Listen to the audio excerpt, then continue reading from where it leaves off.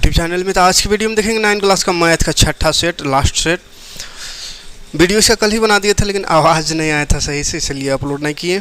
आज चलिए इसको कंप्लीट कर देते हैं। बाकी सेट कंप्लीट हो गया है। ना देखा हो तो डिस्क्रिप्शन में लिंक दे देंगे या चैनल में जाकर प्ले लिस्ट में जाकर के आप देख सकते हैं। प्ले लिस्ट में आपको मिल जाएगा 9 क्लास मॉडल पेपर करके सारा सब्जेक्ट का मॉडल पेपर मिलेगा, 6 सेट, और चैप्टर वाइज भी मिलेगा। मैथ, साइंस, सोशल साइंस जो भी है, जितना चैप्टर पढ़ना है टर्म 1 के लिए सारा चैप्टर वाइज वीडियो आपको मिल जाएगा।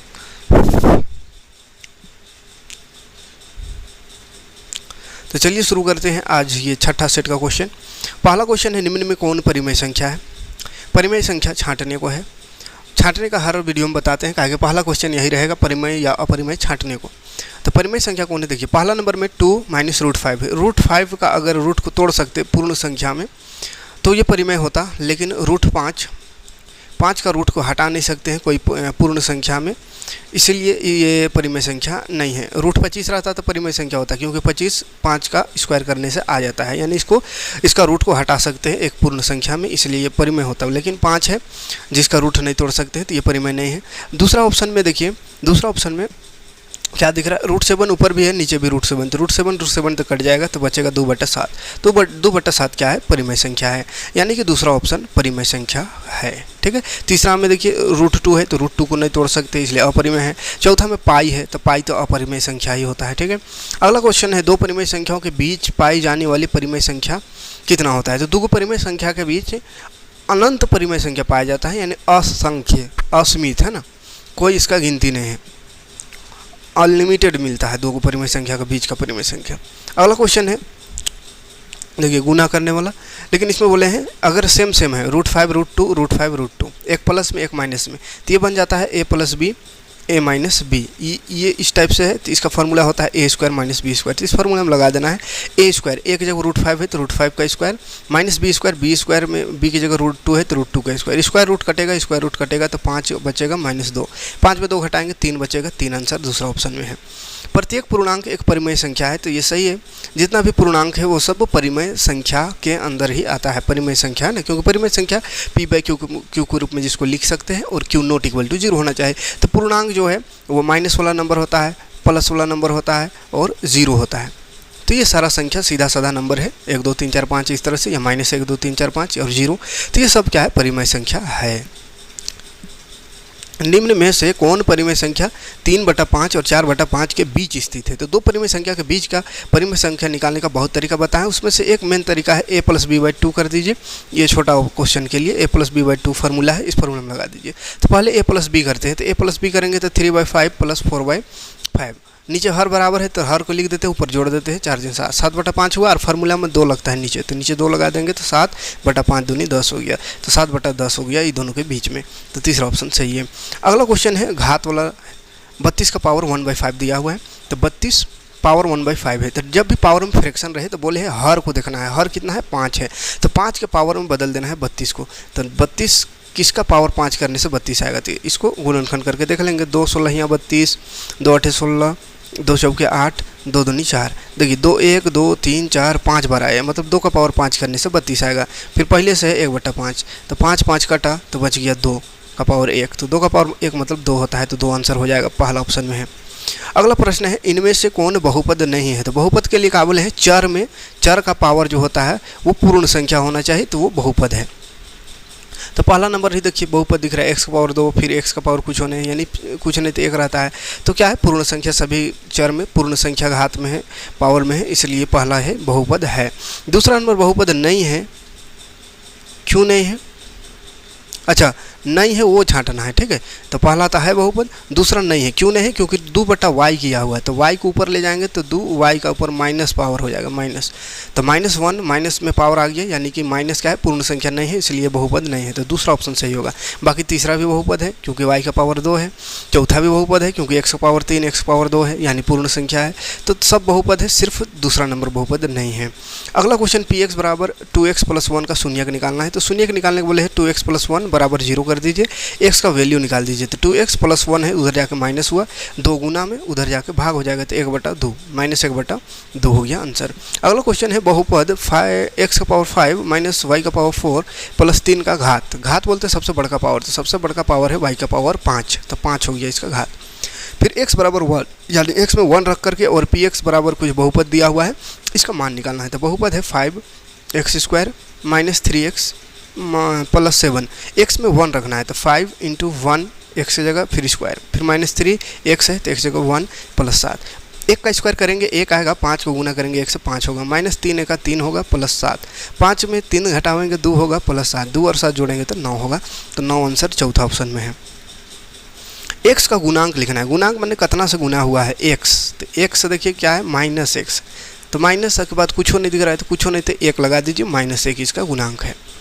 अगला क्वेश्चन है x - 1 px = x² + x + k का गुणनखंड है, तो k का मान ज्ञात करिए। गुणनखंड कब होता है, जब ये x + 1 का वैल्यू, यहाँ पे x का वैल्यू निकाल के यहाँ रख देंगे px में और बराबर 0 आ जाए तो उसको गुणनखंड कहते थे, कि गुणनखंड है तो वही करना है, बराबर 0 कर देना है, क्या करके x + 1 = 0 करके, तो x का वैल्यू यहाँ निकलेगा -1, तो -1 रख देंगे, x² - x + k = 0 में, तो x की जगह -1 रखना है, तो -1 का स्क्वायर प्लस फिर x है तो -1 + k = 0, -1 का स्क्वायर +1 प्लस -1 + k, अच्छा x - 1 है, +1 लिख दिए हैं, x - 1 है तो x - 1 = 0, ये x - 1 है तो x बराबर हो गया +1, तो +1 रखना होगा किसमें, x² + x + k = 0 करके, तो x में 1 रखे तो 1² + x में 1 + k = 0, 1 का स्क्वायर 1 + 1 + k = 0, तो 1 और 1 हो गया 2 + k = 0, तो k का मान कितना आ गया, 2 प्लस में है उधर जाकर माइनस, तो k = -2, दूसरा ऑप्शन में है। अगला क्वेश्चन है द्विघात बहुपद कौन है, तो द्विघात जिसका घात बड़का घात 2 होगा, तो पहला नंबर में 3 है घात, तो त्रिघात है, दूसरा में 2 घात दिख रहा है तो ये द्विघात है, तो दूसरा ऑप्शन सही है। अगला क्वेश्चन है 3x² - x - 4 का गुणनखंड करने का, तो द्विघात बहुपद में गुणनखंड करने का तरीका बताए हैं, पहला लास्ट को गुना करना है रफ में और उसको गुणनखंड करना है, तो पहला लास्ट को गुना करेंगे तो 3 चौके 12 x², फिर इसका देखना है किसका पहाड़ा में 12 आता है, तो 3 चौके 12 x लग जाएगा दोनों में, और 6 दूनी 12 होता है 6x और 2x लग जाएगा 6 दूनी 12।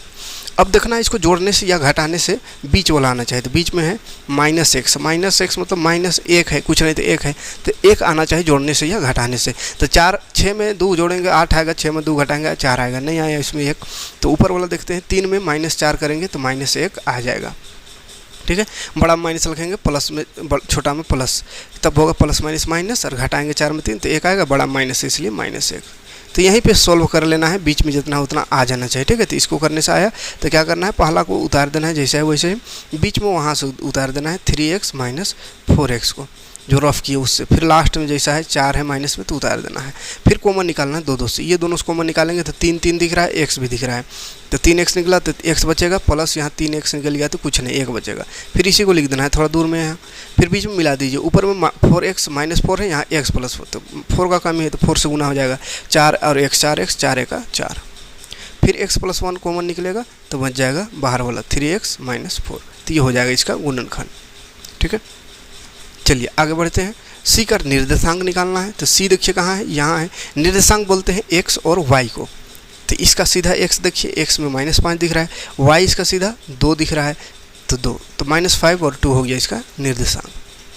अगला क्वेश्चन है आकृति में -5 -3 - 5 का निर्देशांक द्वारा में कौन सा बिंदु प्रदर्शित हो रहा है, मतलब -3 और -5 कौन सा बिंदु में आ रहा है उसको बताना है, निर्देशांक दिया हुआ है, तो -3x में y में -5 खोजेंगे, तो -3x में यहाँ है, y में -5 नीचे होगा, तो -3 का सीधा -5 ये, तो ये कौन सा बिंदु में है, b में, तो b इसका आंसर हो जाएगा। अगला क्वेश्चन है निर्देशांक -1 और 0 का भुज, भुज बोलते हैं x को, तो x में है -1, x होता है शुरू वाला, दूसरा वाला y, तो भुज बोला है तो भुज हो गया -1 आंसर। फिर अगला निर्देशांक 5 - 4 में कोटि पूछा है, तो कोटि बोलते हैं y को, तो y में -4 है तो -4 इसका आंसर हो जाएगा। किस चतुर्थांश में, उसके बाद बोल रहा है 2 और -5 किस चतुर्थांश में, तो ऐसा ग्राफ होता है, ये x ये y, यहाँ पहला चतुर्थांश ये है, ये दूसरा चतुर्थांश, ये तीसरा और ये चौथा, तो देखिए 2 प्लस में है तो x ये वाला प्लस होता है, इधर प्लस इधर माइनस, उधर प्लस इधर माइनस, तो x प्लस में है तो यहाँ होगा इस लाइन में होगा, ये वाला लाइन में, और y माइनस में तो y माइनस ये लाइन में। तो यहाँ कहाँ पे मिलेगा, ये चौथा चतुर्थांश में मिलेगा। तो चौथा चतुर्थांश यानी चतुर्थ चतुर्थांश है, ये चौथा ऑप्शन सही है। y निर्देशांक को क्या कहते हैं, तो y को कोटि कहते हैं, और x को भुज, है ना। फिर 2x बराबर -5y है, तो ax plus by plus c बराबर 0 में व्यक्त करके और a b c का मान निकालना है। तो पहले इसको बना देंगे ax plus by plus c के रूप में। तो ax तो ठीक है, 2x -5 उधर है तो इधर लाएंगे, प्लस 5y होगा, प्लस c में कुछ होने थे 0 लगा दीजिए, बराबर 0। तो a में देखिए कितना आया, x वाला 1 आते तो 2 आया, b y वाला कहते तो y 5 है, c में ये वाला जिसमें x y नहीं है तो 0 हो गया। तो ये आंसर हो जाएगा A2 B5 C0, A2 B5 C0, ये तीसरा ऑप्शन में है। अगला प्रश्न, जब x बराबर 2 और y बराबर 1 हो तो k का मान निकालना है इस समीकरण में। तो चलिए देखते हैं, 2x है प्लस 3y बराबर k, x का वैल्यू 2 है तो 2 और x की जगह 2 लिखेंगे, प्लस 3 y का वैल्यू 1 है तो 1 लिखेंगे, बराबर k। तो 2 दूनी 4 प्लस 3 का 3, 4 और 3 कितना हो गया 7, तो 7 आंसर हो गया, तीसरा ऑप्शन। अगला क्वेश्चन है, x में 0 y में 0 तो किस समीकरण का हल है। x बराबर 0 और y बराबर 0 दिया हुआ है, समीकरण का हल किसका है वो बताना है। तो ऑप्शन से चेक करना होगा, x बराबर 4y, x और y दोनों का वैल्यू रखेंगे, बराबर आया तो हल है, नहीं तो नहीं है। तो x में 0 है तो 0 रख दिए, फिर 4 है, फिर y में 0 है तो 0 रख दीजिए। तो 4 0 गुना करेंगे 0 और इधर भी 0, तो बराबर आया, मतलब पहला ही हल है, बाकी चेक करने की जरूरत नहीं, पहला ऑप्शन सही है। अगला क्वेश्चन है, निम्न हलों में कौन समीकरण x माइनस 2y बराबर 6 का हल है। तो वही चेक करना है, फिर से वैसे x और y का वैल्यू रखेंगे, बराबर आना चाहिए 6, तो हल है, अदरवाइज नहीं है। तो ऑप्शन से आएंगे, पहला ऑप्शन 0 0 है, x में भी 0 y में भी 0, तो x में 0 रखे y में 0 रखे तो पूरा 0 हो जाएगा, 6 तो नहीं आएगा, तो पहला गलत है। दूसरा चेक करते हैं, 0 और 4 यानी x में 0 तो x में 0 रखेंगे तो ये 0 हो जाएगा, प्लस y में 4 रखेंगे तो 2 पहले से, तो 4 और 2 गुना होकर 4 दूनी 8 हो जाएगा, तो 8 और 0 जोड़ेंगे तो 8 आएगा, 6 नहीं आएगा, तो दूसरा भी गलत। तीसरा, x में 4 y में 0 तो x में 4 रखे तो 4 प्लस y में 0 रखे तो 2 गुना 0 0 हो जाएगा, तो 4 और 0 जोड़ेंगे 4 आएगा, 6 तो नहीं आया, तो तीसरा भी गलत। तो 3 को गलत है तो चौथा सही होगा। देख लेते हैं एक बार, x में 4 रखना है तो x में 4 रख दिए, प्लस 2 y में 1 रखना है तो 1, तो 2 1 2 और 4, 2 और 4 6 होगा, 6 लाना था 6 आ गया, ठीक, यानी चौथा ऑप्शन सही है।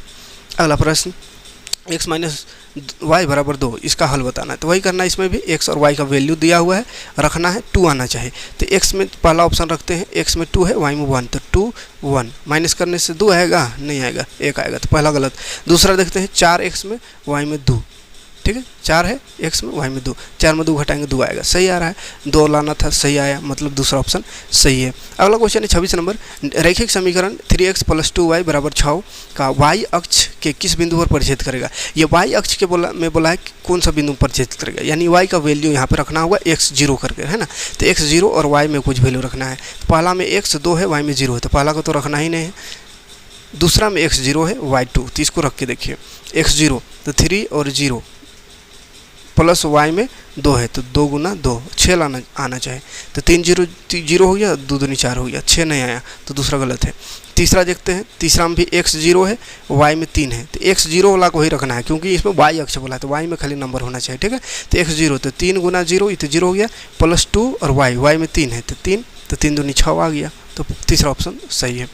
अगला क्वेश्चन है, किस समीकरण का हल है ये ग्राफ, ये बताना है। तो समीकरण ऑप्शन में है, ऑप्शन से काम करेंगे, y बराबर x + 2 है पहला ऑप्शन। इसको चेक करते पहला ये बिंदु से 2 और 0 से, 2 0 मतलब का x में 0 2 0 2, यानी x में 0 y में 2, तो x में 0 और y में 2 रखते, तो y में 2 रख दिए, x में 0 रख दिए प्लस 2, तो बराबर आया, मतलब एगो तो सही आया ये वाला। अब दूसरा चेक करते हैं, दूसरा क्या है, -2 0 मतलब x में -2 y में 0, तो y में 0 बराबर x में -2 प्लस 2, माइनस प्लस माइनस 2 में 2 0 0 बराबर आया, मतलब दोनों का दोनों बराबर आया, मतलब पहला ही ऑप्शन सही है।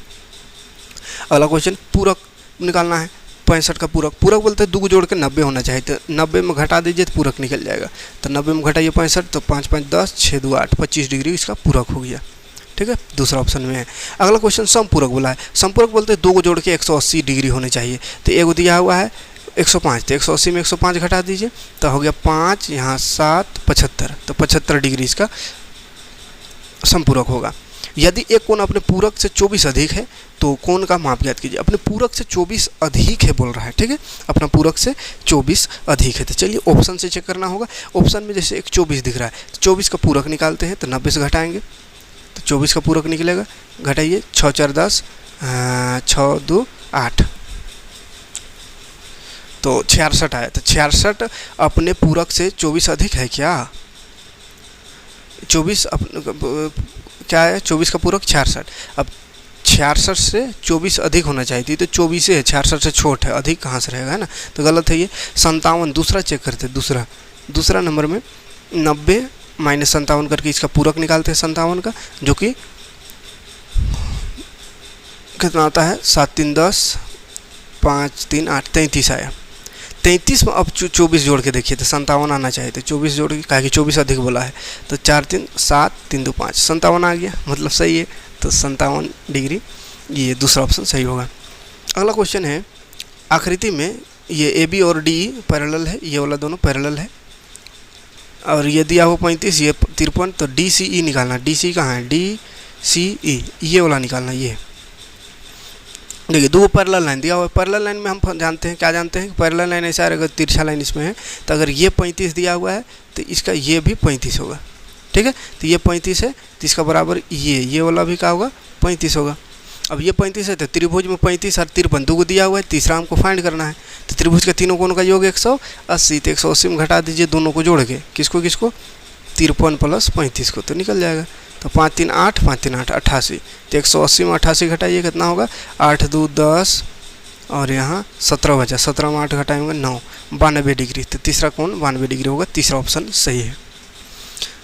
अगला प्रश्न 32 नंबर, किसी त्रिभुज को अधिक से अधिक कितने अधिक कोण हो सकते हैं? तो एक अधिक कोण हो सकता है, क्या है कि त्रिभुज के तीनों कोण का योग 180 डिग्री होता है, और अधिक कोण बोलते हैं 90 से अधिक को। तो 90 से अधिक अगर 2 हो जाए, या 90 90 भी 2 हो जाए, तो 2 में 180 हो जाता है, 90 90 180, तीनों जोड़ के 180 होने चाहिए, तो 2 जोड़ के 90 180 से पार हो जा रहा है।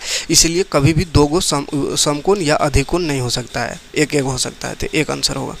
अगला क्वेश्चन है, यदि किसी समकोण त्रिभुज का एक न्यून कोण 63 डिग्री है, तो दूसरा कितना होगा? समकोण का बोला है, समकोण का, तो समकोण माने एगो तो 90 डिग्री फिक्स है, और एगो एंगल दिया हुआ है 63, तो दूसरा बताना है। तो 2 एंगल दिया है, तो तीसरा जन निकालना है, तो 180 में घटा देंगे जोड़ के, तो 180 माइनस पहले जोड़ लेंगे 90 और 63 को, और घटा देंगे, तो 90 और 63 जोड़ेंगे तो 3 9 6 15, 153, 153 में 180 घटाएंगे, 180 में 153, तो 10 में 7 बचेगा, 3 घटेगा, तो यहाँ 7 बचा, 7 में 5 घटाएंगे तो 2, 27 डिग्री आ रहा है। तो 27 डिग्री है ऑप्शन, हाँ दूसरा ऑप्शन में है।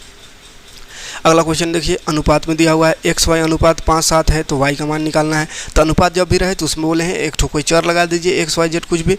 तो एक्स यहाँ पहले से दिया है, इसलिए एक्स नहीं मानेंगे, इसको हम मान लेते हैं ए।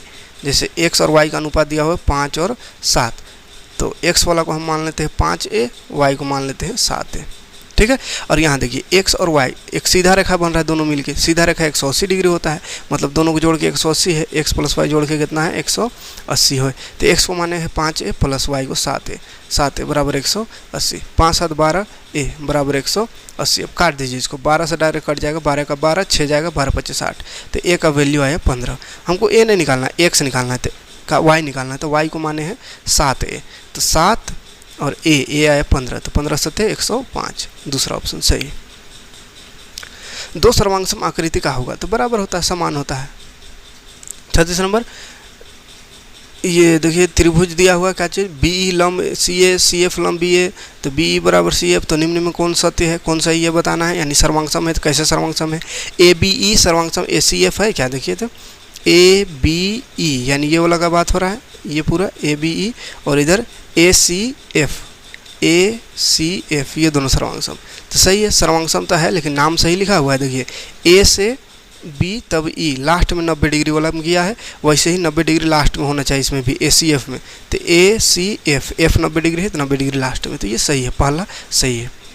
अगला क्वेश्चन, यदि किसी त्रिभुज के दो शीर्षलंब बराबर हो, तो वह किस प्रकार त्रिभुज है। तो दो शीर्षलंब बराबर हो तो समद्विबाहु त्रिभुज होता है, यानी दो भुजा बराबर है तभी इसका शीर्षलंब खींचेंगे इधर इधर, तो ये दोनों बराबर होता है, ठीक।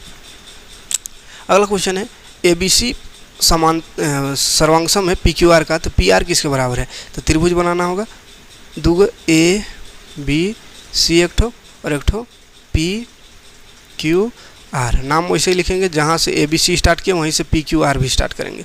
सर्वांगसम है तो पी आर बराबर पी आर ये है, ये वाला, तो पी आर इधर वाला के बराबर होगा, इधर ए सी है तो ए सी के बराबर होगा, ए सी। ठीक है। 39 नंबर, ए बी सी में बी सी बराबर ए बी है, बी बराबर 80 है तो ए किसके बराबर होगा। तो देखिए दो भुजा बराबर दिया हुआ है, त्रिभुज ए बी सी में बोला है ए बी सी, तो बराबर भुजा का सम्मुख कोण बराबर होता है। ठीक है, तो बी सी और ए बी बराबर है, बी सी और ए बी ये बराबर है, तो इसका सम्मुख कोण ये दोनों बराबर होगा। तो बी 80 डिग्री है तो ये 80 है ना, और सम्मुख कोण बराबर, ये दोनों बराबर है, तो दोनों बराबर है तो 50-50 होगा, तब ना 50-50 100 और 80 180 हो जाएगा। ठीक है, तो दोनों 50-50 होगा। तो ए पूछा है तो ए कितना होगा, 50 होगा, सी भी 50 होगा, है ना। चलिए 40 नंबर और लास्ट को नंबर क्वेश्चन देखते हैं। निम्न में कौन दो त्रिभुज सर्वांगसम है, कौन सा त्रिभुज सर्वांगसम वो बताना है। तो पहला चेक करते हैं, ये 1.8 है यहाँ दिया, यहाँ 3 है तो गड़बड़ है, बराबर नहीं है तो सर्वांगसम नहीं होगा, हटाओ इसको। इसमें देखते हैं ये 50 डिग्री ये 50 डिग्री, ठीक, ये 4 ये 4, ठीक, दो को तो बराबर है लेकिन 3 और एक ठो बराबर रहता तो सर्वांगसम, तो ये भी गलत है, 2 ये को बराबर दिया हुआ है। अगला ऑप्शन ये 2 है, इधर भी 2, सही है, 50 है 50 डिग्री, फिर 4 है फिर 4 है, तो 3 को बराबर हो गया, एगो साइड बराबर, एगो एंगल बराबर, फिर एगो साइड, तो साइड एंगल साइड से ये सर्वांगसम है, तो तीसरा ऑप्शन सही हो जाएगा। ठीक है, तो ये रहा 40 क्वेश्चन का सॉल्यूशन और 6 सेट कंप्लीट हो गया। उम्मीद है समझ में आया होगा, समझ में आए तो लाइक और कमेंट करिएगा और वीडियो को देखते रहिएगा जब तक एग्जाम नहीं होता है, सबको रिवाइज करते रहिएगा। एग्जाम इससे हट करने आएगा, इधर उधर और देखने की जरूरत नहीं, जितना चैप्टर वाइज पढ़ाएं वो सबको देखिए और सेट को देखिए, 6 सेट आराम से आपको 40 में 40 नंबर आ जाएगा। एक आध नंबर अगर कहीं मिस्टेक हो जाए तो कोई दिक्कत नहीं, लेकिन 40 में 40 पूरा हम तैयारी करा दिए हैं। ठीक, मिलते हैं नेक्स्ट वीडियो में नेक्स्ट कोई सेट लेकर। Thanks for watching.